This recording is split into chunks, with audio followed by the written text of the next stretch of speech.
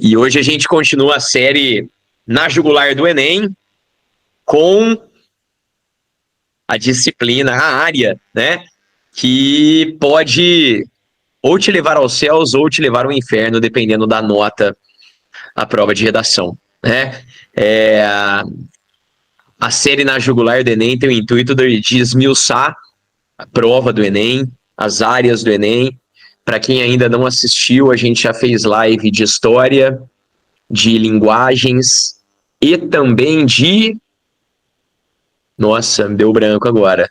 Linguagens, história e física com o Dersim, né?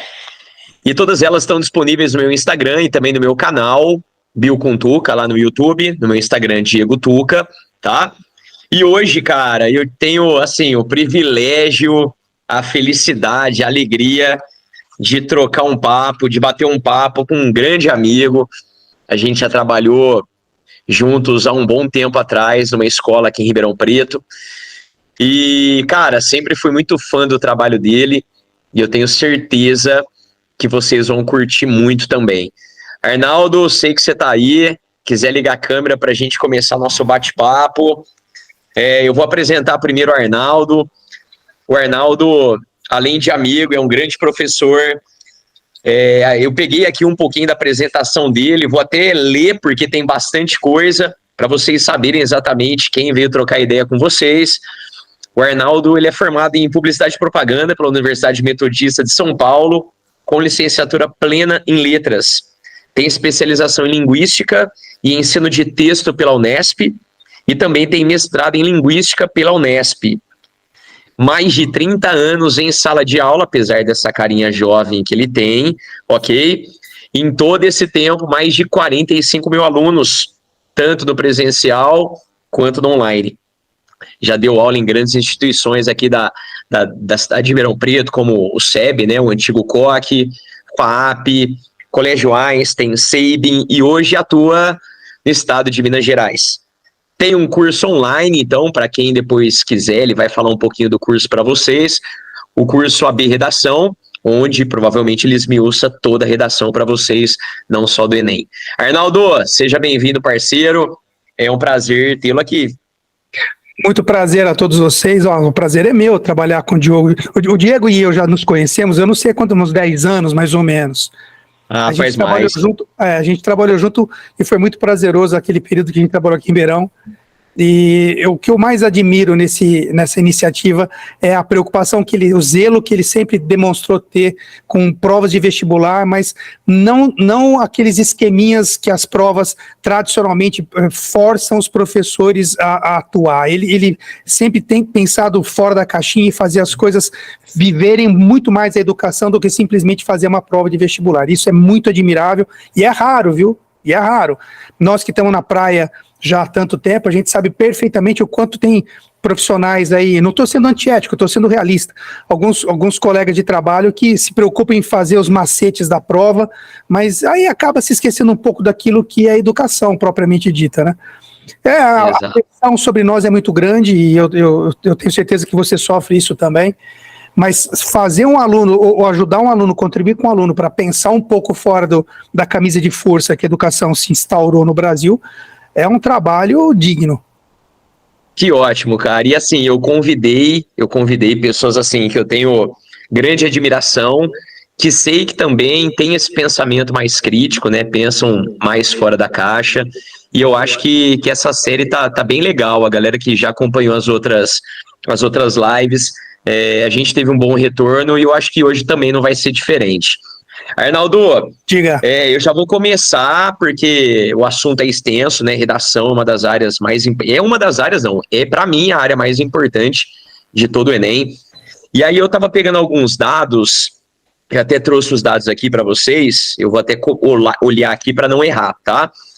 2020, no Enem, a gente teve 5,6 milhões de inscritos e apenas 28 redações nota 1000.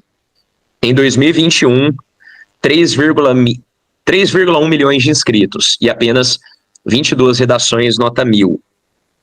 No último Enem, 3,3 milhões de inscritos e apenas 19 redações, nota 1000.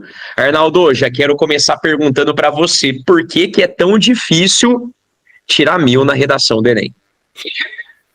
Diga o seguinte, o que acontece com o Enem é que ele se especializou em programar a prática da redação dentro de uma camisa de força. Então, para a gente tratar isso como uma prova em nível nacional, você tem que imaginar que são alunos de ensino médio do Brasil inteiro, de todas as formas, de todas as bases de formação, e o Brasil é muito eclético. Significa dizer que eles precisavam colocar uma espécie de gabarito, uma espécie de forma, dentro da qual os alunos se veem obrigados a se encaixar.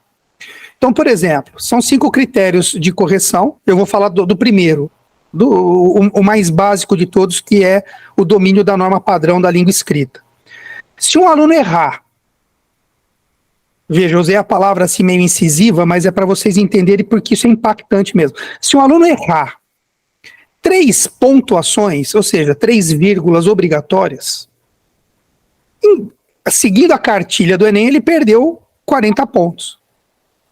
Já não faz ele pode 1000. ter feito um texto extraordinário, maravilhoso, mas ele errou, por exemplo, 4 acentuações obrigatórias, 4 proparoxítonas, né? Errou uma concordância, segunda concordância, terceira concordância. Então são pequenos deslizes que já são capitulares, o cara perde 40 pontos, então ele já está com 960.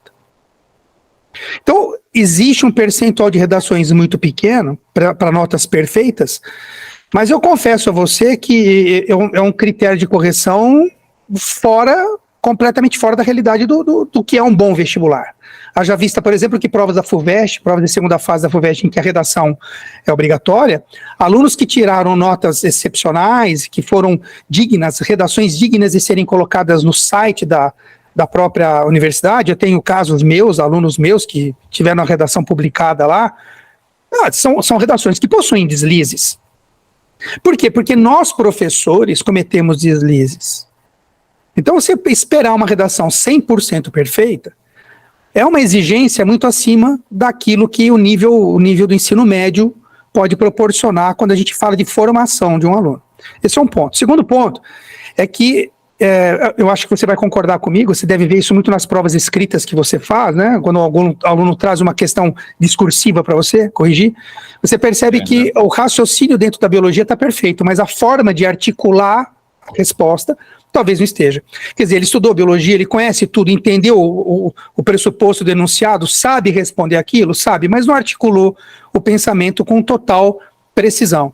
Então, isso também é um reflexo triste do que é o ensino de língua portuguesa no Brasil. Eu vou fazer uma pergunta aqui para a turma que está nos assistindo aqui. Escreve aqui no chat, se você quiser abrir o microfone, fique à vontade. Quem daqui adora estudar gramática? E aí, galera, joga no chat aí, se alguém quiser abrir o microfone, fique à vontade. Existe alguém nesse planeta que gosta de estudar gramática? Essa pergunta, cara, ela é de um poder filosófico extraordinário. Por quê? Porque a tua língua materna é a forma com a qual você expressa o que você tem dentro de si, é o instrumento necessário para você articular as relações sociais e, sobretudo, é o que você consegue usar dentro do meio social para convencer e persuadir as pessoas sobre aquilo que você pensa e sente. Quer dizer, se você não consegue gostar da própria língua, por que você escreveria bem?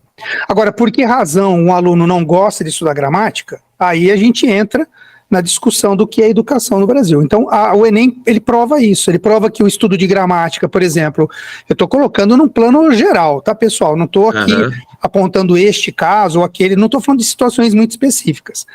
Claro que eu tenho alunos que são exímios escritores e mandam muito bem gramática, conhecem tudo de gramática, mas eles são a cereja do bolo, não é a maioria. A grande maioria tem muita dificuldade, por exemplo, de entender alguns elementos básicos da concordância verbal, como, por exemplo, o verbo haver. Né? O verbo haver, no sentido de existir, quando é plural, ele é inflexível. Então, há pessoas, né?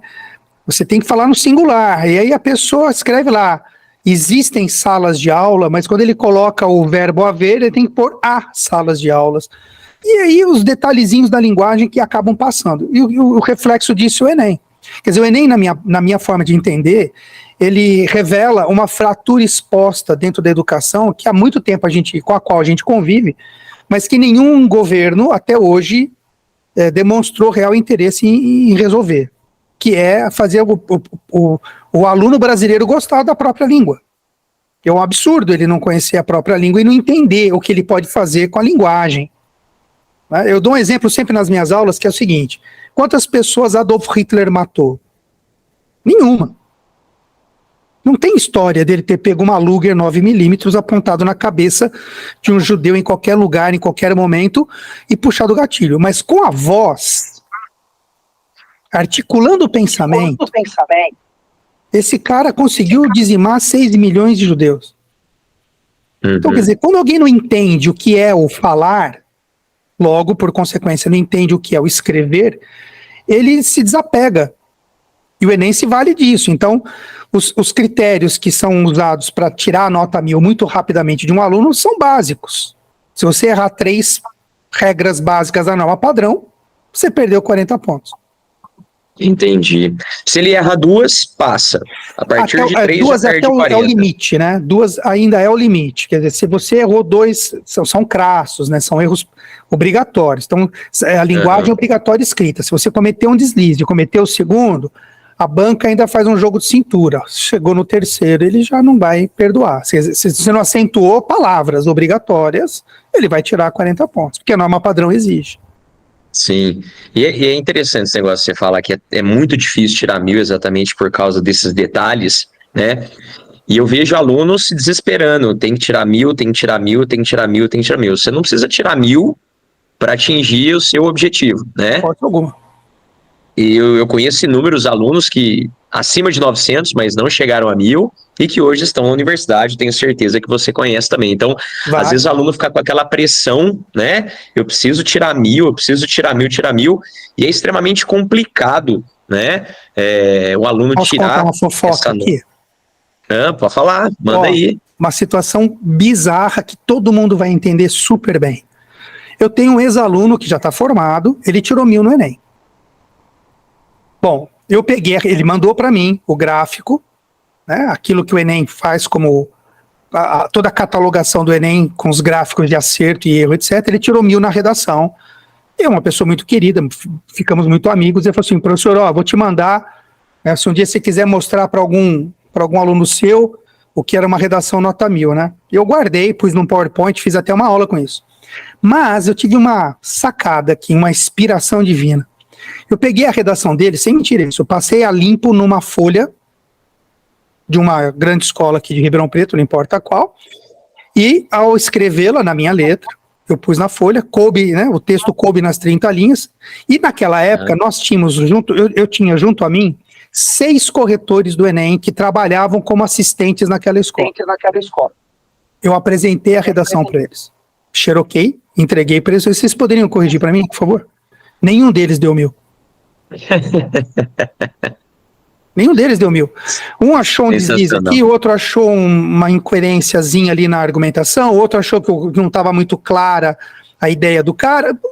Isso prova, em primeiro lugar, que a correção é subjetiva. Segundo, ela não é justa. Ela não é justa. Por quê? Porque se a redação do Rafael, falei o nome dele aqui, se a redação do meu aluno passou na mão de 2 corretores e os ambos deram 1000, é porque a redação dele tinha valor. E eu posso afirmar que tinha, porque eu acompanhei o ano inteiro, então ele era um aluno muito, muito bom, ele é um aluno muito bom. Pois bem, se os outros 6 corretores que trabalhavam conosco naquela época não deram 1000, significa que não existe um critério lógico, coerente, fechado 100%. Agora eu vou fazer o inverso.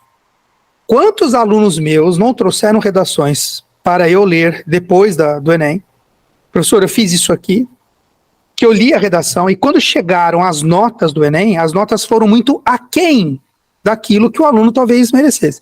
Então, por que eu estou apresentando essas 2 situações? Para mostrar para todo mundo aqui que, por mais bem intencionado que seja o pessoal do INEP, que eu não acredito que as pessoas não sejam bem intencionadas. Eu defendo a tese de que as pessoas programam sempre o melhor. Se atingem isso é uma outra história. Mas a ideia talvez tenha sido criar uma prova que ajudasse mais o aluno. Por outro lado, redações muito boas tiraram notas menores do que aquilo que se esperava. Então, eu quero dizer que, dependendo da dupla que pegou a redação para corrigir, o 1000 não vai acontecer. Entendi. Nossa senhora. Isso é assustador, não é? Eu acho lastimável. Por quê? Porque por isso que outros vestibulares me atraem mais. Eu, particularmente, não gosto muito da metodologia do Enem. Preparo os meus alunos, desses 30 anos, eu preparo os meus alunos para todos os vestibulares. Pintou o Enem, eu estou lá ajudando, na medida do possível, a que eles façam o melhor texto possível também.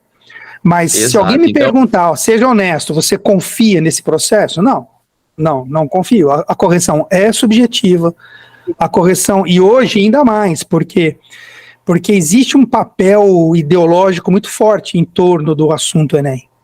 Né? Nós, como professores, sabemos disso. Você vê pelas pautas, você vê pelos temas que são pedidos lá. Então, você imagina um aluno mais conservador que faça um texto extraordinário, mas ele tem uma visão mais conservadora e pega uma dupla de corretores mais ideologicamente opostos. Eles vão achar muito mais possibilidade de deslizes, porque o texto já não é um texto agradável aos olhos deles, do que se eles lessem um texto ideologicamente congruente com aquilo que eles pensam. Então, quer dizer, fazer uma análise de uma redação com frieza e profissionalmente, hoje, eu acho no Enem muito difícil. Por quê? Porque são quantos corretores, Diego? Quantos corretores tem ao longo do ano? Trabalhando para fazer uma edição do Enem. Como é que você vai uniformizar o pensamento de todo mundo e colocar todo mundo dentro dos mesmos parâmetros? É impossível. Não tem como, né, cara? Não tem como. É muito complicado. É muito complicado. Exatamente. Ô parceiro, eu tô pensando aqui, né? Tô pensando na prova do Enem, pensando em notas, né? Pessoas que tiraram 1000. Eu tô com outro dado aqui. 2021, mais de 95 mil alunos zeraram. Em 2022, tem um número mais preciso, 87.567. Ou seja, zerar a redação é muito mais comum do que tirar 1000. Agora, eu queria saber de você. Não concordo que seja mais comum. Mas não existe. Concorda? Não concordo. Zerar a redação, ela só acontece, e veja bem, isso é um critério muito, muito claro para todos os vestibulares. Quando o aluno não cumpre com o quesito mínimo da prova. Então, por exemplo, eu preciso de ter uma prova de redação com no mínimo 7 linhas para poder ser corrigida. Pô, se o cara entrega 5, ele está pedindo para zerar, né? Então, quer dizer, quantos alunos do Enem entregariam uma redação com menos de 7 linhas?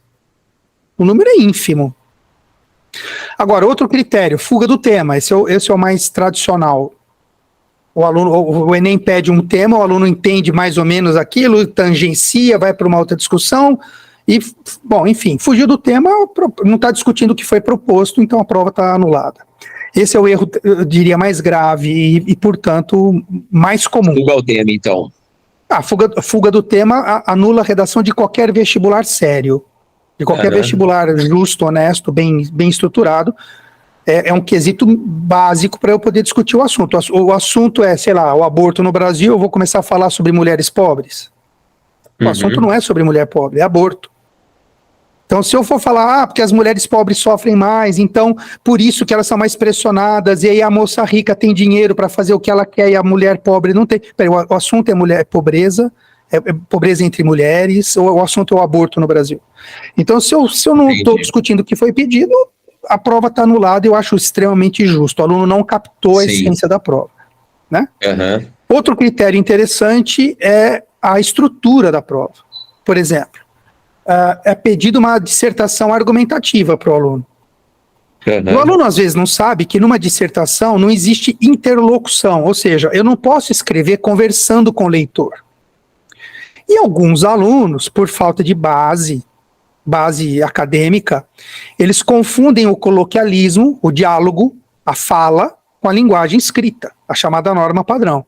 Então, no diálogo, eu posso usar o pronome você, não me referindo a você, especificamente. Eu posso falar só, você sai nas ruas e encontra em qualquer lugar, muito facilmente, lixo jogado na calçada. Esse você que usei na minha oração não se refere necessariamente você com quem eu estou falando, em discurso direto aqui. É um você genérico, o que na gramática a gente chama de índice de indeterminação do sujeito. Na fala, ele também existe. Então, alguns alunos escrevem esse você genérico na redação, mas ele se esquece que naquela redação não existe a chamada norma coloquial, não existe o diálogo, é somente aquilo que a gramática normativa pressupõe como prerrogativa básica de um texto. Então, quando ele coloca esse você, ele comete dois erros. Primeiro, porque ele está conversando comigo, então deixou de ser dissertação, virou uma carta. Ele está escrevendo diretamente para mim, só falta falar meu nome. Caro corretor, você precisa perceber. Pronto, aí ele quebrou a estrutura da prova. E o outro erro estrutural é quando ele faz um texto muito bem desenvolvido, mas ele não argumenta.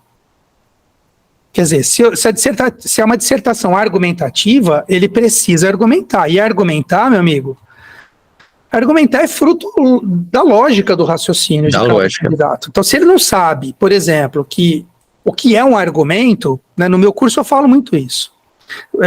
Eu pego um assunto qualquer, né, por exemplo, sei lá, queimadas no Brasil. Falo assim, o que você acha das queimadas no Brasil? Eu falo, é um absurdo, porque onde já se viu, os caras não controlam, porque não tem controle. Eu falei, então tá, agora você já disse que é um absurdo, eu já entendi. Você já falou que os caras não controlam, eu já entendi. Agora argumente. E aí ele fica em pânico. É trava. Como assim? Eu tô argumentando, falando, você está dizendo que todo mundo já sabe. Argumento, tem uma formulinha que é fácil do aluno memorizar isso. Argumento, imagina uma letra A aqui. O argumento é igual uma posição pessoal, uma ideia, uma opinião sustentada por uma justificativa. Se você só disser o que você pensa, mas não justificar, e justificar significa demonstrar, você não argumentou. Então, se ele falar que acha um absurdo as queimadas, porque o governo é muito fraco, que o governo não controla, porque as polícias... Ele não está argumentando, ele está falando o que todo mundo sabe. A fronteira do Brasil é gigante, o Brasil é um país quase transcontinental, é impossível você ter vigia 100% nas fronteiras ou em regiões de mata virgem. Então, vai ter queimada, vai ter desmatamento, vai ter matança de animal, vai ter garimpo ilegal. Você fala que o governo não controla, isso não é argumento, não existe governo no mundo que consiga controlar isso. Entendi. Agora, para argumentar, ele tem que raciocinar quais são as razões do desmatamento, quais são as razões dos porquês existem, né, essas ações, quem ganha com isso, quem perde com isso e como isso acontece. Agora ele argumenta. Então a prova do Enem, ela exige que o aluno tenha base de leitura, tenha repertório sobre o assunto para poder discorrer sobre aquilo. Se ele só falar o que todos já sabem, ele não argumentou. Entendi. É uma colocação Arnaldo, da Paula aqui, não sei viu? É professor, né? A Paula colocou uma perguntinha aqui, ó. Quer responder, manda bala aí. No caso da fuga do tema, em um parágrafo de argumentação, por exemplo, do tema do aborto, como usar a renda como problemática sem fugir do tema? Você pode dizer, por exemplo, que o aborto ele é uma prática muito comum em todos os países, mas entre países mais pobres, com raízes ainda de subdesenvolvimento, ele vai se tornar uma prática não só comum, como precária.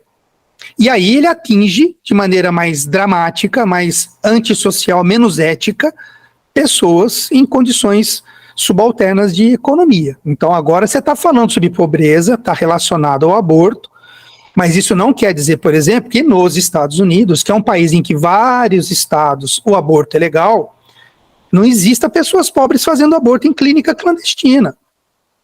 Uhum. Percebe? Aí você começa a entender o argumento. Então, peraí, vamos lá. O lance é criar uma clínica para que a mulher pobre possa fazer o aborto? É esse o lance? É essa a ideia? Quer dizer, é isso que eu vou defender?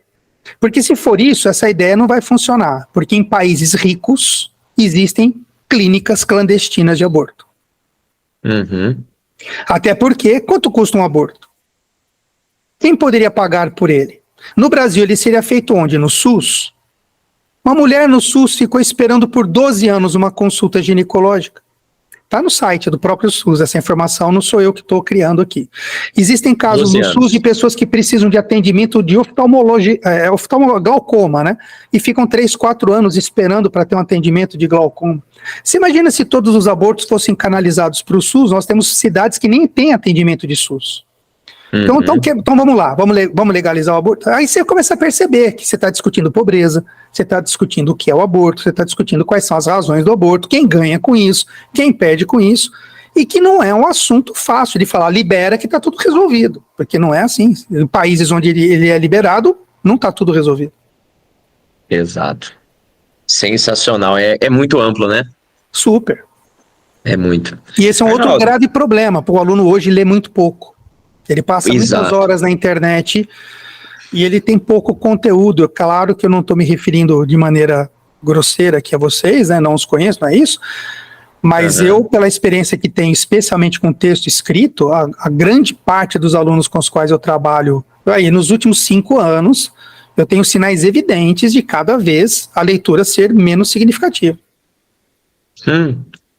Muito. Eu percebo isso também. Os alunos também sabem disso, né? Eles são conscientes disso. Arnaldo, eu estava pensando aqui, você estava falando que o aluno às vezes tem dificuldade em saber o que fazer na redação, né? Eu não sei nas escolas que você trabalha, mas em vários locais que eu trabalho, eu percebo que eles têm pouca aula de redação comparada com outras matérias, né? Outras disciplinas. Então, por exemplo, biologia, o aluno, dependendo do sistema de ensino, eles têm 4, 5 aulas de biologia na semana.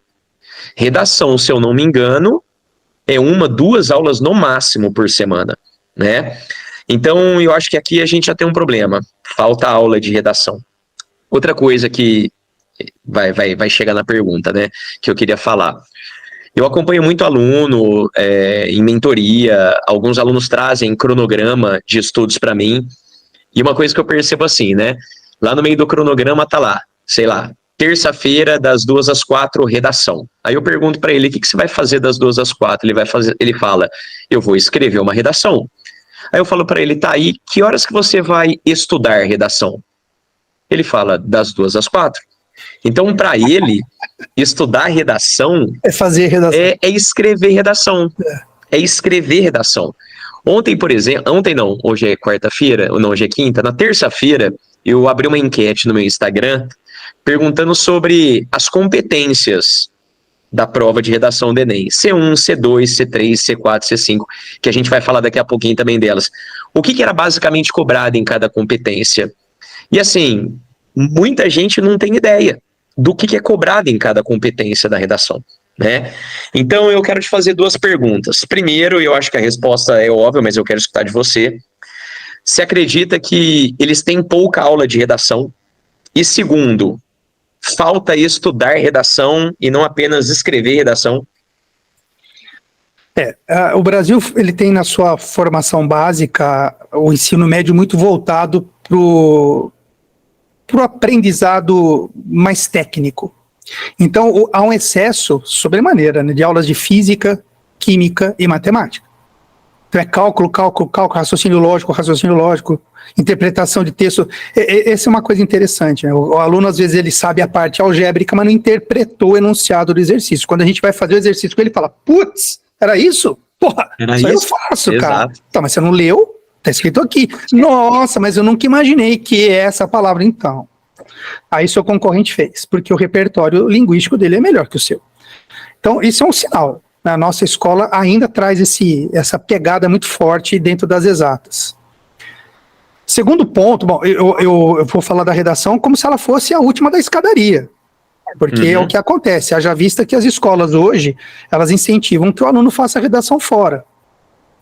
Então o aluno vai ter uma aulinha de redação básica ali, aí ele vai fazer um curso de redação top. Então, se ele estuda numa escola privada, ele já tem em mente, muitos aqui em Ribeirão Preto, você sabe disso, eles começam a fazer o ano letivo do 3º colegial já matriculados numa escola de redação. Né? E olha que interessante, só uma observação.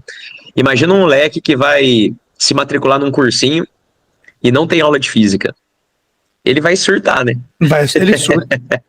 Ele surta. Se não tem aula de redação, se não tem aula de filosofia, se não tem aula de sociologia, tá de boa pra ele. Agora, se não tiver física, ele se mata. E vou te falar mais, como é que ele estuda física? Ele pega uma lista de 40, 50 exercícios e passa a tarde inteira fazendo aquilo. Exato. Mas se eu falar para ele assim, eu vou te passar um texto para você ler, vou te fazer 10 perguntas sobre esse texto, gostaria que você as respondesse. Escrito, né, discursivamente, ele fala, nossa, pelo amor de Deus, que saco. Aqui. Porque nós somos educados dessa forma, desde sempre na escola, né? Os ensinos de exatas parecem, na balança, ter um peso significativamente maior do que as outras disciplinas no geral. Porque eu vejo mais ou menos assim, exatas, depois tem biológicas, e aí vem humanas. Aí vem humanas no geral, quer dizer, aí você vem história, geografia, atualidades, aí você vem língua portuguesa, língua inglesa, espanhol, enfim. E a redação é o final do funil. O cara fala, bom, a redação é escrever, me dá o texto aqui que eu vou escrever. Corrige aí, professor. Exato. Eu falo, você não está estudando redação. Por exemplo,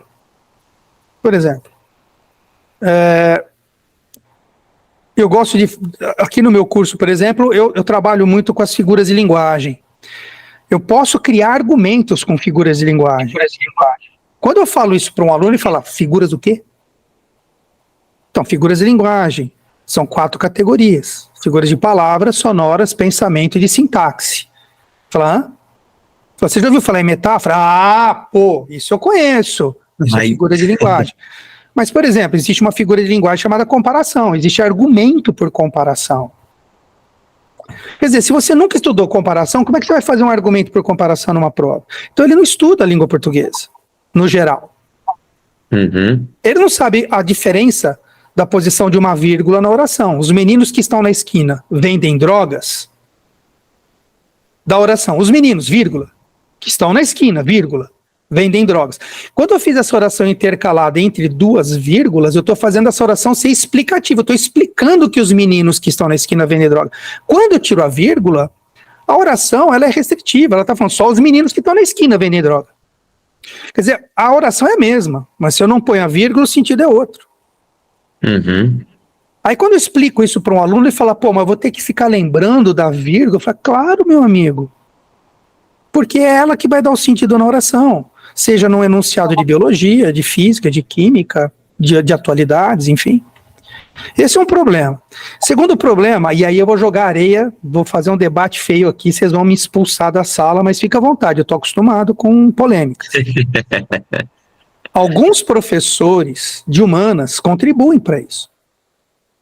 Olha só. Né? Por quê? Porque, por exemplo, eu conheço alguns professores de sociologia que mastigam a coisa de tal forma para o aluno que o aluno precisa ler. Então eu chego em sala de aula, muitas vezes, e aí eu vou falar por que a minha fala é polêmica, porque boa parte desses professores, eles às vezes chegam em sala de aula já com o raciocínio pronto, que é o dele. Então ele não só apresenta a sociologia, como ele apresenta a sociologia e o pensamento dele. E como ele é carismático, o aluno gosta muito dele e fala, pô, é isso aí. O aluno não leva para casa o raciocínio e fala, pera um pouco, peraí, eu gosto do cara pra caramba, velho, mas será que eu concordo com aquilo que ele está dizendo? Quando que eu vejo isso, por exemplo? Quando eu vou dar aula, eu sempre fiz isso e vou fazer isso a vida inteira. Se eu tenho um aluno que é contra o aborto, eu vou ser a favor do aborto. Se ele é a favor, eu vou ser contra. Quer dizer, eu sempre sou o advogado do diabo nas minhas aulas. Então eu nunca chego com um raciocínio dizendo só, isto é assim, porque Durkheim falou que é isso, porque Marx disse tal coisa, porque Michel Foucault apresentou tal ideia. Eu falo, ó, Foucault apresentou tal ideia, mas eu vou discordar de Foucault. E aí eu entro na contramão, entendeu? Então o aluno, ele começa a pensar e fala, mas peraí, o Foucault é um tremendo pensador, um dos maiores pensadores do século XX, meu professorzinho de redação aqui está discordando do Foucault, por quê? Aí ele vai querer me ouvir. E aí eu apresento um ponto de vista, porque não é porque o Foucault é uma pessoa inteligentíssima, etc., que ele é o dono da verdade. Existem outras pessoas que pensam diametralmente opostas, e eu apresento as 2 ideias. Falei, e aí você agora? Como é que fica em cima disso? Aí ele fica perturbado, ao ponto de um dia, numa aula, um aluno chegou para mim e falou assim, cara, a tua aula da semana passada deu um problema aqui no cursinho, rachou a sala, os caras ficaram brigaram a semana inteira. No fim de semana a gente foi comer uma pizza, a gente foi no 6 comer uma pizza. Lá na pizza os caras começaram, pô, você viu o que o Ronaldo falou na aula aquela hora? Os caras racharam o pau na pizza, era sábado, cara. Era sábado. Falei, a minha intenção não era que eles brigassem, mas que eles pensassem, né? Aí o que ele se viu obrigado? Ele falou, professor, por que você pensa isso? Aí eu mando um texto para ele, ó. Quem escreveu esse texto, João Pereira Coutinho, sociólogo português, escreve na Folha de São Paulo, vê o que ele diz. Aí pega um texto oposto, fala, ó, quem escreve esse texto aqui foi um outro jornalista, tá aqui, ó, ele pensa diferente, então, ó, pensa aí. Então o aluno ele se vê obrigado a ler. E quando ele se vê obrigado a ler, ele começa a ter mais ousadia de pensar sozinho. As escolas e os sistemas, hoje, eles mastigam de tal forma que o aluno se baseia na apostila e aquilo para ele passa a ser uma espécie de baliza. Ele falou, bom... E ele acha que é suficiente, né? É o suficiente. Ele não tem a coragem de falar, eu discordo. Eu discordo. Mas por quê? Porque alguém pensa diferente. E pensar diferente não nasceu para isso. Bismarck, Otto von Bismarck, foi um grande ministro das finanças austríaco, né, da Alemanha. Ele falava o seguinte, a nossa cabeça é redonda para o pensamento mudar constantemente de direção. Quer dizer, eu não posso ficar preso dentro do que o meu professor, que eu gosto pra caramba, falou em sala de aula. Eu posso discordar dele sem perder a simpatia, a empatia, o carinho desse meu professor. Mas os alunos hoje, não. Em modo geral, eles não debatem, eles agridem, e falta repertório, falta conhecimento. E o Enem se vale disso também. Você quer um grave problema da redação, para quem nos ouve aqui pensar um pouco com a gente? Hoje, na internet, existem alguns professores, alguns youtubers, alguns professores que já viraram mais ou menos, né, assim, emblemáticos. Eles ensinam um esquema de redação para o Enem. Ó. Assista a minha live de amanhã que eu vou te mostrar como tirar nota 1000. Cara, isso para mim é um crime. Mas tá, você vai ver o número de seguidores e os comentários, você fala, meu pai... Gigantesco. É gigantesco. Exato. Aí eu vou fazer uma live. Eu vou falar assim, ó, na minha live eu vou mostrar para você como você pode ter uma redação a favor desse assunto polêmico e tirar uma nota muito boa e ter um pensamento contraditório a esse e tirar uma nota muito boa. Você vai ver ideias que são contraditórias escritas num texto coerente, com clareza dentro do assunto, respeitando a norma e, portanto, redações poderosas, independentemente daquilo que eu penso. Vão aparecer 5. Exato. Olha aqui, ó, nós temos até agora, nesse presente momento, 12 pessoas que nos ouvem. Exato. 10, né? Porque conosco aqui 12. Quer dizer... 12. Será que o aluno está disposto a querer ler? Será que ele está afim de... Será que ele quer? Quem quer hoje? E quais professores ajudam a isso? Agora vamos sair da escola privada e vamos para a escola ensino médio e escola pública em nível nacional. Imagina uma escola no sertão de Goiás. Agora imagina uma escola no Rio de Janeiro. Escola em Porto Alegre. Né? Estou pegando os polos. Uma escola em Roraima. Como é que você vai fazer todos esses alunos entenderem a necessidade de estudar português, entender português, pensar português, esclarecer o que é a gramática, entender quando ele articula o pensamento, quando ele formula uma resposta?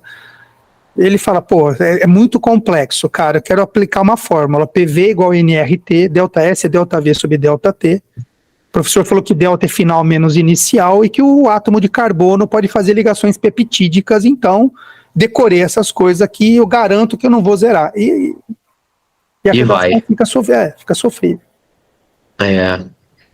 Nossa, o problema é mais embaixo, né? É muito grande. Nossa, demais. É muito grande. Demais. Arnaldo, falando um pouquinho da avaliação da prova, né?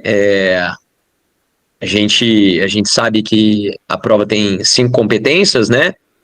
Cada competência valendo 200, então você tem um total de 1000. E aí eu fiz um apanhado geral, porque eu não manjo da prova de redação não, tá? Então, se eu tiver errado, você me corrija, por favor. C1, gramática. C2, adequação ao tema, repertório sociocultural e estrutura de texto. C3, qualidade de argumentação e projeto textual. C4, coesão e coerência. C5, proposta de intervenção. É só isso mesmo ou isso é o básico? Não, é isso mesmo. Só que no item 1, quando você falou gramática, não é bem só gramática, é a norma padrão, né? Porque gramática você tem várias. Você tem a gramática da língua falada, você tem a gramática da língua escrita. Eu não posso falar que é um barbarismo, só porque eu estou conversando. Eu vou ir lá, né? Eu vou ir lá, vira meio francês, né? Vou lá. Não posso cometer esses barbarismos, então mesmo quando eu converso, não posso. Então existem gramáticas. A gramática escrita, Diego, ela exige alguns requintes. E isso não significa fazer que o texto tenha que ficar empolado, ficar difícil de ser lido, não é nada disso. É ser oficialmente bem articulado, até porque a língua de um povo é um patrimônio que é votado em congresso. A nossa língua é lei. Né? Não dá para eu fazer um projeto de lei na Câmara dos Deputados com desvios gramaticais. Eu não posso.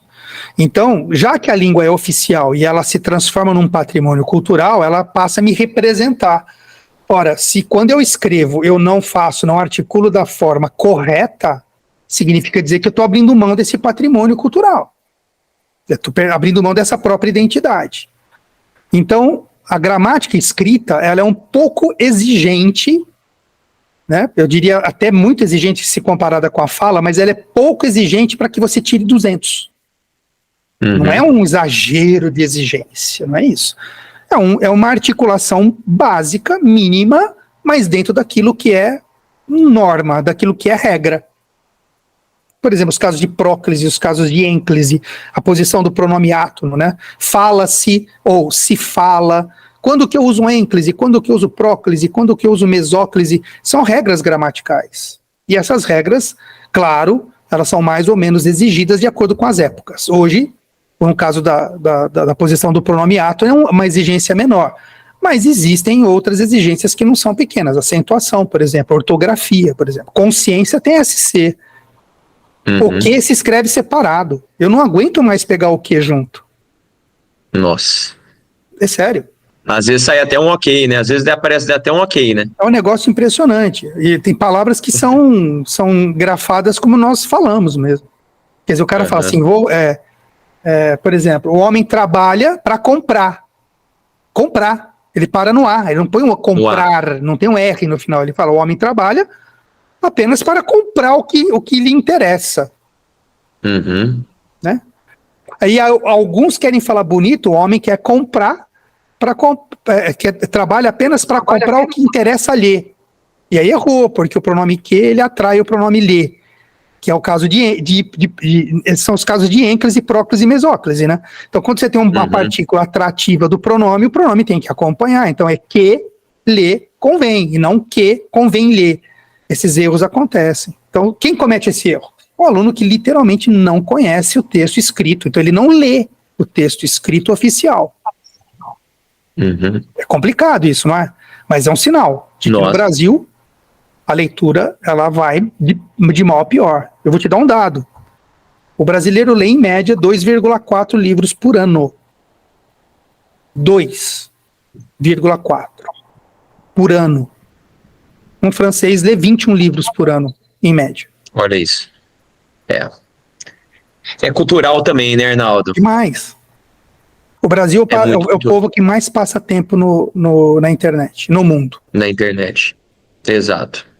Então E aí a gente vê o reflexo disso, né? O aluno não lê, não tem repertório, acha que o básico bem feito é suficiente e muitas vezes não é. E aí vem um professor que fala assim, vou te ensinar um modelo de redação. Tô falando sério, tem internet. Eu tenho certeza que a galera que nos ouve aqui já viu isso. Tenho certeza que a galera já viu. Alguém aqui já comprou o modelo de redação pronto? Não, tem cara que fala assim, vou te dar a redação, vai ficar as lacunas abertas. Você só coloca as palavras-chave do tema. Você só preenche, isso aqui é 1000. Como pode? Exato. Isso é gravíssimo. Gravíssimo. E tem uma galera enorme que vai atrás. Então eu só posso imaginar que é um grupo completamente aquém da educação mínima. Ele falou, tô me pegando em qualquer possibilidade de tirar aí, sei lá, se eu chegar no 800 tá ótimo, e se ele chegar, vai estar mesmo. Exato. Ah, Arnaldo, eu tô aprendendo muito aqui sobre redação, viu, cara? Quer ver uma Tô outra coisa encantado doida aqui. no Enem? Por exemplo, o quinto critério, que é de intervenção sobre a problemática. Tem aluno que ainda não entendeu que ele tem que apresentar uma intervenção social que seja pragmática, que seja execuível. Ele não pode dar uma ideia utópica. Ele tem que apresentar uma solução para o problema discutido, mas uma solução que seja possível de aplicabilidade. E para ele fazer essa aplicação, para ele fazer essa indicação, ele tem que mostrar quem vai ser o executor, o que será feito, como será feito e para que será feito. Essas 4 exigências compõem a última parte da redação dissertativa do Enem. Isso é obrigatório no Enem. O Enem exige isso. É exigência da prova. Está no manual do aluno. Aí o aluno escreve assim, bom, vamos lá, quem vai fazer? Ele põe lá, o governo federal. Aí ele põe, associado ao Ministério da Cultura. Ele não sabe que o Ministério da Cultura é o governo federal. Que o Ministério da Cultura é uma pasta do governo federal. Então, quando ele fala o governo federal associado ao Ministério da Cultura, ele já cometeu um erro de coerência, porque não existe ligação nisso. Ele tem que falar o Ministério da Cultura, que é um órgão do governo federal, agora ele acerta, ou o governo federal, por meio do Ministério da Cultura, que é um instrumento do governo federal, se ele fala o governo federal tem que se aliar ao Ministério da Saúde para uma campanha. Gente, o Ministério da Saúde, ele já é o governo, não tem como se aliar, ele não está desvinculado, não tem como desvincular. O ministro da Saúde foi escolhido pelo presidente da República, tem jeito. Quer ver outro erro? Ele escreve assim, ele tem que mostrar como vai ser feito, né? Então ele fala, a mídia deve desenvolver campanhas de conscientização de que o lixo na rua pode trazer doenças. A mídia não faz campanha. A mídia é meio de comunicação. A televisão não faz campanha. Eu faço a campanha e uso a televisão. Eu faço a campanha e uso o outdoor, uso o rádio, uso o cinema, uso a internet, uso o Instagram. O Facebook não faz campanha. Uhum. Então o aluno ele não consegue. É só um veículo, né? É só um veículo. Ele pega. Alguém pôs isso uma vez numa redação do Enem e deu um belo resultado. O Enem pôs na cartilha, meu amigo. A partir do momento que o Enem publica as cartilhas do ano, né, com as redações nota 1000 do último Enem, da última edição, os youtubers já começam a usar essas cartilhas. O cara fez aqui, tirou 1000, velho, então você tem, usa essa palavra. Eu já assisti, isso eu não estou mentindo, eu já assisti aqui, né, no YouTube, ao vivo, participando ao vivo, claro, sem ele saber quem sou eu, mas eu já participei, já vi professores em live dizer o seguinte, ó, essas 4 palavras precisam estar na sua redação se você quer tirar nota 1000. 4 palavras?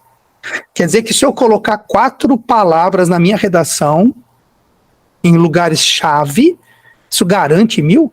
Mas se eu não sei que governo e ministério é a mesma coisa, eu já perdi 40 não adianta, pontos. Né? Perdi 40 pontos no item 5, que é a intervenção, e perdi 40 pontos no item 3, que é sobre coerência. Então eu perdi 80 pontos. Numa única tacada, perdi 80 pontos. 80 pontos. Só que as 4 palavras estão lá. Tá lá, garantido, né? Você falou de C3, C4, C5, né? Eu percebo assim, que o aluno hoje, Arnaldo, ele foca muito na nota final dele, da redação. Então, por exemplo, você vai lá, corrige a redação do cara, entrega para ele, e aí ou ele fica feliz com a nota, ou ele faz beicinho, né? Fica triste, fica putinho e vai embora. Isso aí.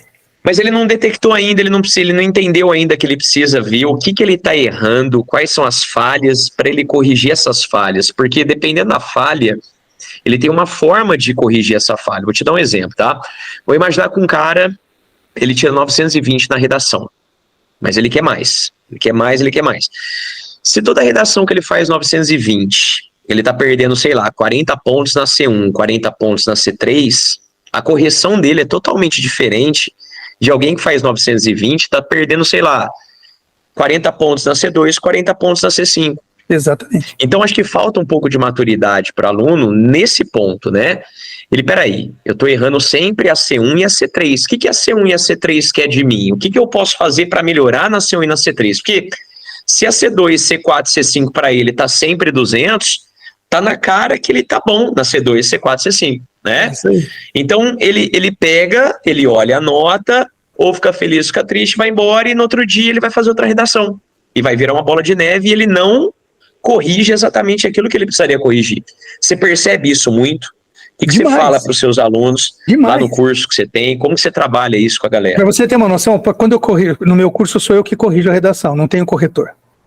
Então eu corrijo a redação linha a linha. Então eu pego a redação do aluno e coloco ali, ó, número 1, número 2, número 3, número 4, e embaixo eu faço uma legenda. O que é o número 1, o que é o 2, o 3, o 4 e assim sucessivamente. Algumas vezes, eu vou dar um exemplo recorrente, tá? Mas algumas vezes, na mesma redação, você encontra o mesmo erro 4 vezes. Por exemplo, o advérbio de lugar, onde. Você pode ligar a televisão, assistir qualquer telejornal, qualquer um, sem exceção. Da mais importante emissora, da mais simples emissora, qualquer telejornal, pouquíssimos jornalistas sabem aplicar o advérbio onde. Então ele fala assim, a sociedade onde o homem encontra o trabalho como força de existência, essa frase soa até bonito, fica até assim empática, né? Serve como uma espécie de ânimo, né? Só que onde é de verbo de lugar, e eu não entro e saio da sociedade, então não dá para eu sair da sociedade, então não existe sociedade onde. Uhum. Então é erro básico, super básico, mas que aparece na televisão todos os dias. Não tem um post, não tem um canal que seja na internet. Né? Não tem um podcast, não tem nada, não tem um programinha do rádio, do Pânico, que eu gosto de assistir às vezes, nada, nenhum deles acerta onde. Eles usam onde para qualquer situação indiscriminadamente. O que acontece com o aluno? Como ele tem uma cultura mais auditiva do que o ocular, como ele mais apreende a língua pela audição do que pelos olhos, então ele vai ouvir o onde e ele vai começar a usar o onde em qualquer lugar. Exato. Aí pronto, eu vou lá e marco para ele, ó, você cometeu 2 deslizes aqui, né? Esse onde é um erro de coesão, então o teu item 4 já começou a balancear, e você cometeu 4 erros dessa mesma natureza, você pôs 4 vezes onde, e os 4 estão errados, então aqui você já perdeu 40 pontos, quiçá, né? Alguns corretores podem tirar 80, só nesse quesito. Agora, quando eu falo na sociedade onde, esse texto também é incoerente. Então eu vou lá e põe número 3. Ó, agora também tem outro erro, coerência aqui, porque eu não entro e saio, eu entro e saio da sala de aula. Então na sala onde estou, na sala para a qual eu vou. Então, se você tem um local que você entra e sai, o lugar é físico, então onde cabe. No livro, onde encontrei. Sim, porque está dentro do livro. É um local, eu encontro, eu vejo. Agora, o trabalho onde o homem ganha dinheiro, o trabalho não é lugar, eu não entro e saio do trabalho. Então, são coisas muito mínimas da linguagem que o aluno perde por base, e ao perder por base, ele passa a executar ano após ano. E a pergunta que fica no ar, meu caríssimo amigo, é como é que essa nhaca não se corrige, por exemplo, do 9º ano para o primeiro grau, do primeiro grau para o segundo grau, do segundo grau, perdão, do primeiro ano para o segundo ano, para o terceiro e para o cursinho. Como é que não corrige? Porque o aluno comete esse erro desde do 8º ano. Exato. Então, quer dizer, os professores de língua portuguesa, eu não sei te dizer. Eu acho que eles ficam meio perdidos, porque o aluno vem desde muito cedo não gostando de estudar gramática. Então, quando o cara entra em sala e fala, oi lá, tudo bem? Eu sou o Arnaldo, vou dar aula de gramática. Os alunos, nossa! Então, pronto. O erro está em algum lugar na trajetória, não está na sala de aula lá na ponta da corda. Com certeza também não. Acho. Então, eu também não sei onde está o erro. Algum lugar ele está. Eu acho que um dos problemas está na tua primeira fala, na quantidade de aulas de língua portuguesa. Sim. Segundo erro é no tipo de aula de língua portuguesa. Ainda tem professor que vai dar aula e fala assim, ó, João chutou a bola. Quem é o agente da oração? João. Qual é o verbo? Chutou? Qual é o objeto? A bola. Tá, mas o João, quando chutou a bola, ele fez o gol? Que bola é essa? Então, quando eu vou estudar gramática e escrevo João chutou a bola, o aluno pega uma frase que é completamente descontextualizada, que não tem nenhum encontro com ele. Imagina um aluno que não gosta de futebol. detesta futebol. Uma aluna que não gosta de futebol, detesta futebol. Ela olha para essa frase e fala, João, chutou a bola, ela já olha com desdém. Agora, se eu pego um texto, pego uma parte de uma obra literária, seja de quem for, pode ser um clássico de Machado de Assis, pode ser um extremamente contemporâneo. Sei lá, qualquer autor de hoje aí, um Martin Page, por exemplo, um francês que escreve maravilhosamente bem. Pega o texto do cara, põe lá uma página para o aluno, fala, vamos estudar, vamos ler essa página aqui. Aí você contextualiza, aí você mostra por que ele usou a vírgula, aí você mostra por que a bola, nessa posição, ela vira paciente da oração. Agora, se eu falar, a bola foi chutada por João, quer dizer, se eu inverto os termos da oração, aí entra uma figura de linguagem que, ao inverter, deixa a frase mais valiosa. Por exemplo, se eu falo, ela é uma linda mulher, você percebeu que o linda, que vem antes do mulher, linda é um adjetivo, mulher é um substantivo, é totalmente diferente se eu dissesse uma mulher linda. Mulher linda. Só invertir a posição de um adjetivo para um substantivo, o efeito do texto é outro. Então, se eu quero valorizar a beleza, eu coloco o linda antes do substantivo. Se eu quero valorizar a capacidade dessa mulher ser mais bonita do que as outras, eu coloco o substantivo antes. Aí o aluno começa a pensar, ele fala, putz, cara, Machado de Assis é muito louco, porque olha o que ele fez aqui com Capitu. Olha a maneira como ele descreveu o Capitu, ele começa a gostar do adjetivo, ele começa a gostar do advérbio, ele começa a entender a conjunção, ele aplica. Uhum. Agora, se ele não gosta, ele não vai aplicar. Então a forma de estudar desde a base, na minha opinião, ela está muito errada. Muito errado. Nossa Senhora. É assustador. É assustador. É difícil. Arnaldo, infelizmente estamos terminando aqui nosso tempo. Eu gostaria de fazer ainda mais 2 perguntas para você. Antes de você falar do seu curso, como que a galera pode seguir, se alguém se interessar. Tá? A Gabi tem uma pergunta. Gabi, fique à vontade, manda a pergunta aí no chat que o Arnaldo responde para você. Oi, Gabi, pode falar. Arnaldo, enquanto a Gabi vai formular a pergunta dela, deixa eu perguntar para você. A redação do Enem é num dia de muito texto, né, cara? Humanas, linguagens, né? Você pega o segundo dia do Enem, você tem 5 horas para fazer a prova. Primeiro dia, você tem 5 horas e meia, então, teoricamente, você teria mais meia hora apenas, né, para fazer uma redação, teoricamente. A gente sabe que não é assim, mas na teoria, para ficar mais fácil o aluno entender, teria meia hora para fazer uma redação. Tá? É uma prova extremamente desgastante, e aí eu gostaria de saber de você, se algum aluno chegasse para você e perguntasse, Arnaldo, em que momento que você aconselha ele fazer a redação? Tá? No início da prova, no meio da prova, no final da prova, que conselho que você daria para ele? Bom, primeiro é essa divisão do tempo. O primeiro dia de aula tem 5 horas e meia, mas isso não significa que 30 minutos é para redação. Sim, lógico. Né? A quantidade de questões e o tipo de questão também em si permite com que essa meia hora agregue um valor para a produção de texto. Né? Mas ele conseguiria fazer a prova em 5 horas. Sim. Se colocou aí esses 30 minutos a mais, que é para dar um respiro para o aluno, porque o Enem comete um erro, na minha opinião, sobre as questões de língua portuguesa, é crasso, ele coloca texto para cada exercício, ele não coloca um texto para 2, 3 exercícios. Então o aluno tem que ler coisas muito híbridas ao longo da prova. Então cansa, é uma prova muito cansativa. Minha opinião, ele tem que aprender a fazer a redação do Enem em aproximadamente 1 hora, no máximo 1h10, é um tempo bastante confortável para a prova de redação do Enem, e deve fazê-la contando tudo. E você fala contando tudo, lendo os textos, rascunho. Eu faria assim, eu pegaria a prova do Enem, abriria a prova, procuraria a redação, leria os textos de apoio, montaria um projeto de texto ali na mesma hora e já começaria a fazê-lo imediatamente. E me programando para no máximo 1h10. Se eu conseguir fazer ali 1 hora, melhor ainda. Por que razão? Primeiro, porque minha cabeça está livre para pensar nos argumentos e todo esse tipo de cobrança chata que o Enem faz. Segundo, se eu perder o tempo, como é que eu faço? Eu posso chutar 10 questões, mas eu não chuto 2 parágrafos. Perfeito. Então, se ele faz a redação, encosta a redação, fala, bom, agora minha cabeça está 100% para as questões, se ele conseguiu fazer dentro do tempo, né? Questão 3 minutos, que é impossível, na minha opinião, ele vai, no final da prova, chutar 5 questões, 6 questões, 10 questões, ele vai direto para o gabarito e cumpriu a prova. Sim. E se ele garantir uma boa nota na redação, ele colocou todo mundo para trás, sabemos disso, né? Quem tira nota acima de 900 no Enem está dentro daquele percentual de 0,9% dos candidatos. Quer dizer, 1% dos candidatos está ali, naquela faixa. Então é uma nota extremamente competitiva. Agora, deixar para o final, eu não acho que seria uma boa estratégia nessas condições da prova. Ó, a Gabriela mandou a pergunta para nós aqui, ó.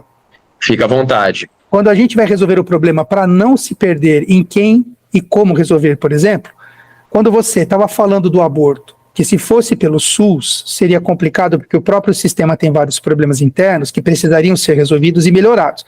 Como não se perder nessa situação? Bom, primeiro, que essa situação que eu pus para vocês pensarem aqui, Gabi, ela é muito específica, né? Não cairia aborto numa prova de Enem, não acredito. Não que não cairia, eu particularmente não acredito. É uma prova mais para a VUNESP, já caiu, inclusive, mas para o Enem acho pouco provável. Então, o Enem vai colocar um problema para você, cuja solução ou intervenção é mais fácil de você trilhar, chegar ao executor, a quem vai fazer e como vai fazer. Agora, se eu bem entendi a tua pergunta, você está dizendo assim, ó, como é que eu não me perco quando, por exemplo, aquilo que eu tenho que apresentar como solução já é uma instituição que possui falhas também.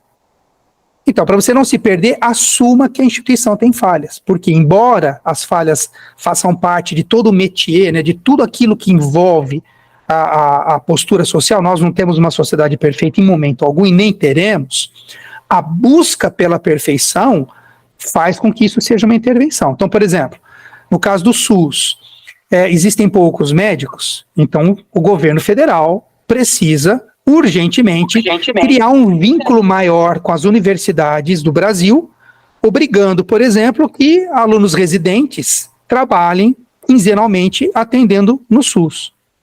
Então você está trazendo mão de obra não economicamente onerante para o Estado, e você está mostrando, ó, o SUS tem uma deficiência, falta médicos.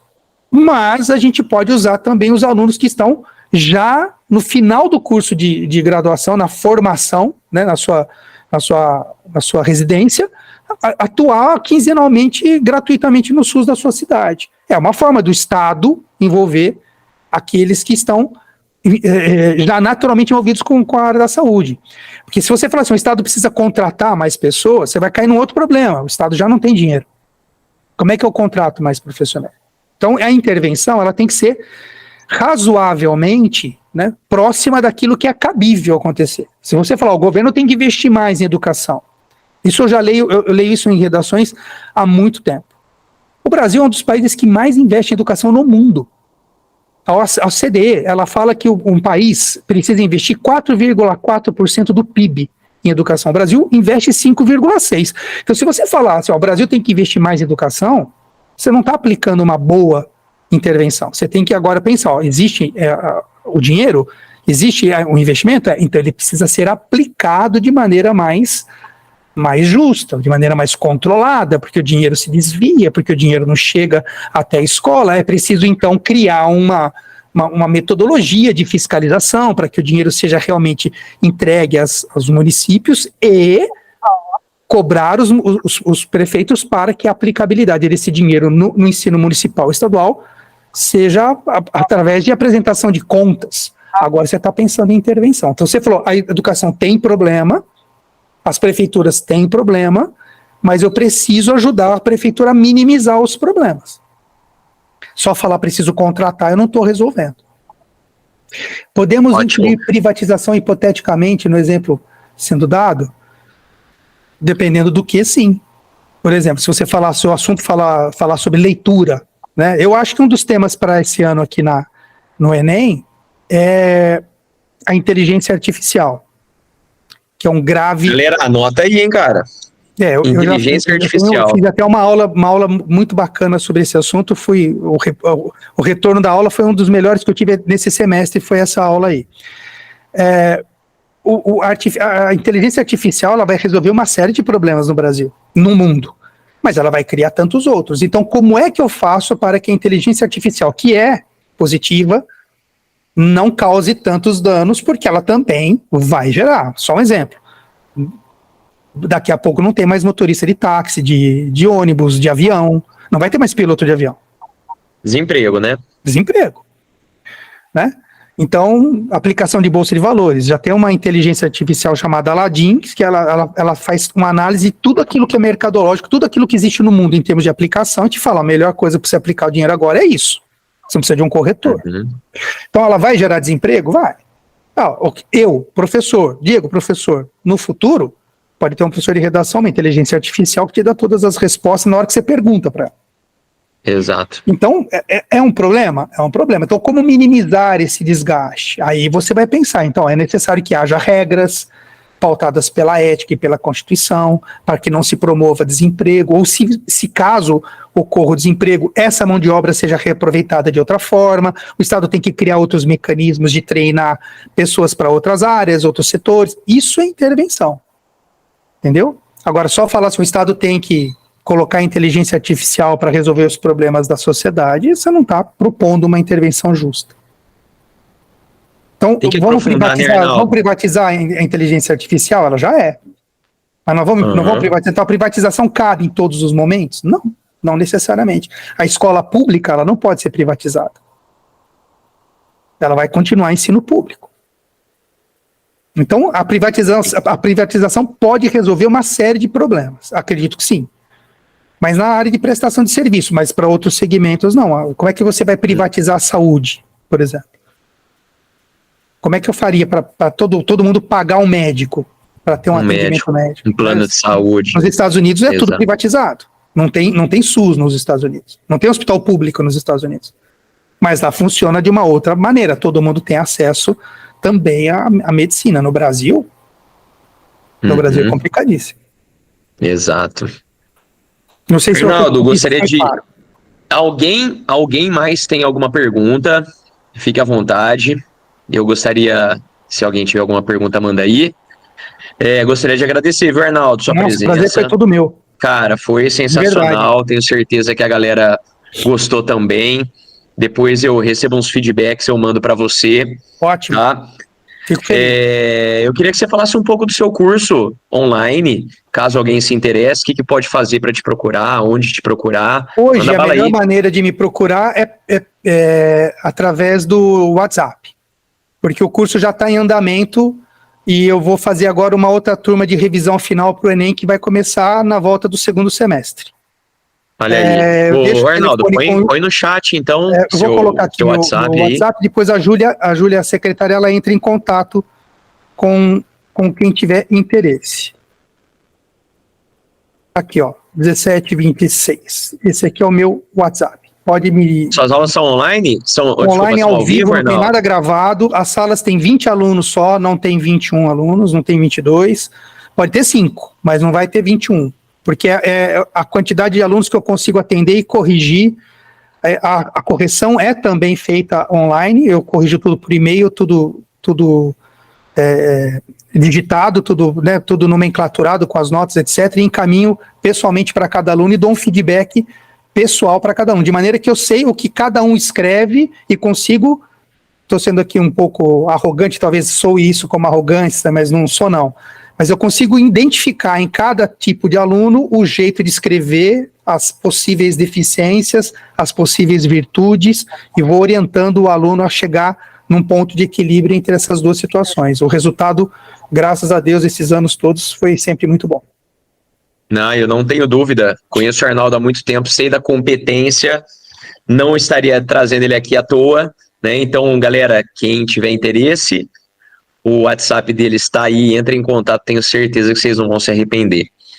Arnaldo, bom descanso para você, boa noite, obrigado parceiro, mais uma vez, obrigado pela disposição. Eu sei que nosso tempo é muito corrido, então agradecer por você ter disponibilizado aí uma hora do seu dia. Sei que o dia foi pesado para você hoje, mas muito obrigado, viu, parceiro? Eu que agradeço demais, muito bom. O que precisar de mim, você sabe que pode contar, a gente está junto sempre. Recíproca verdadeira, tô aqui, a hora que precisar. Muito obrigado, viu? Fiquem com Deus, um abraço a todos, obrigado por me ouvirem.